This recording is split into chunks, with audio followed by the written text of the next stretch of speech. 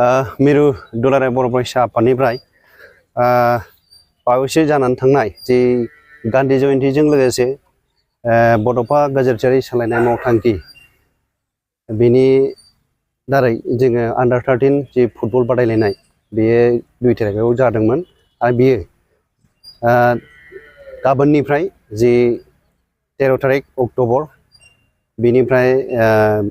बे Musalpur higher secondary फिल्डआवनो जाफिनगोन बियो दा बेहाय जोंनिया दुलाराय बर' फरायसा आफादनिफ्राय जोङो बड'फानि जि सिमां बेखौ जोङो जाफुंसार होनांगौनि थाखाय जोङो बेखौ बे खेलखौ थामथि खेब जे बियो बादायलायनाया जागोन आरो बियो मोननै जनाव जानो थांगासिनो दङ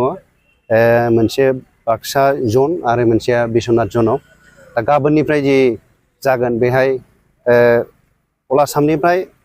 18-18टा जि जिल्लाफोर दङ बियो बाहागो लागोन आरो लोगोसे फार्स्ट देग्लाय बोसोरनिफ्राय जे हिन्जावसाफोरनि जे आन्डार 13 बे खेलाबो जागायजेनगोन बेबो मोननै जनावनो जे मुसलपुर हायार सेकेन्डारि बाक्सायाव बे जागायगोन आरो लोगोसे बिश्वनाथ जिल्लानि बिश्वनाथाव जागायगोन दा बियो मोननैबो जि बयस एन्ड गार्लस बिथांमोना जाहाथे मोजाङै गेलेनानै दिन्थिनो हागोन आरो लोगोसे जोबथा फाइनाल खेला नैबे बाक्सा जिल्लानि जे मुसलपुर हायार सेकेन्डारि बेहायनो जागोन दा बेनिखायनो जोङो हास्थायदों जे दुलाराय बर' फरायसा आफादनिफ्राय जिखिनि ओनसोलनि रायजो राजाफोर दङ बिथांमोना लैहोर लैहोर बाहागो लाफैयो जाहाथे नायफैयो आरो जोंनि बे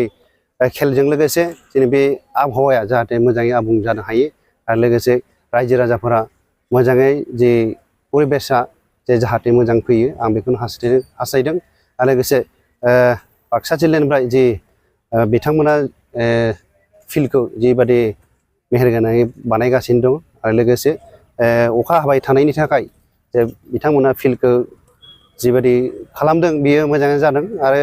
माने अखाफोर हायोबासो दिगदारा बे जागोन दा ओंखायनो गाबोननि जि जानो गोनां जे आन्डार 13 फुटबल बियो गाबोननिफ्राय जाफिनगोन दा जोङो दुलाराय बर' फरायसा आफादनिफ्राय गासिबो जे जिल्लाफोरखौ खावलायदों जाहाथे जायफोर 18टा टीमा पार्टिसिपेट खालामगोन बिथांमोना बाहागो लागोन।